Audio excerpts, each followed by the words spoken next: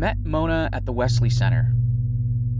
She was in her late 40s, but the abuses she had suffered, both self-inflicted and at the hands of others, had aged her beyond her years.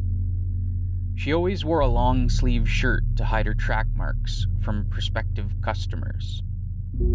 She was a prostitute, and because of her age, she used to walk the worst stroll in Hamilton. Women who live on the streets, whether prostitutes or in the throes of a serious addiction, build up a tough exterior to shield them from the abuses of hard living. They are usually standoffish and suspicious of any kindness. But Mona was different. She had a reputation for being friendly, and she liked to help people. Mona only spent money on two things: makeup and drugs. She barely ate and slept even less. When she couldn't pull a date that would let her sleep a few hours, she had two places to fall back on. She could sleep on a mat at the YWCA, or with a man who lived on John Street. This demolished home was where an old, swarthy man lived, who allowed Mona to stay in exchange for sexual favors. He was a brutish slob, and I hated dropping her there, but Mona thought it was a great deal, and who was I to rock the boat?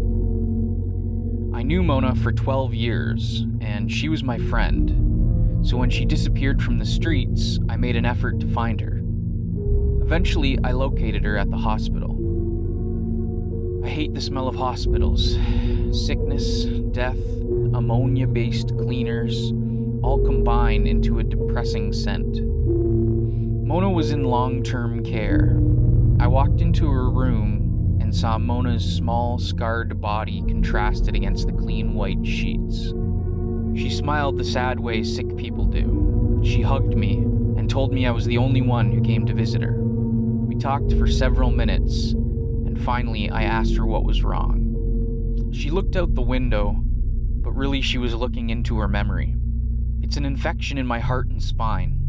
Bacteria from too many dirty injections. She looked down as she spoke, as if the gravity of the situation pulled her eyes to the floor. The accumulation of bacteria had collected in her spine and the lining of her heart, and her worn-out immune system couldn't fight it. I hugged her again, made sure she was comfortable, and Mona cried as we said goodbye. That was the last time I saw her. By the time I made it back to the hospital a couple weeks later, she had fallen victim to the infection.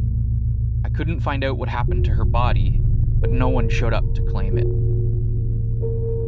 I know I must have had arguments, disagreements, and negative experiences with Mona over the years, but for the life of me I can't remember them.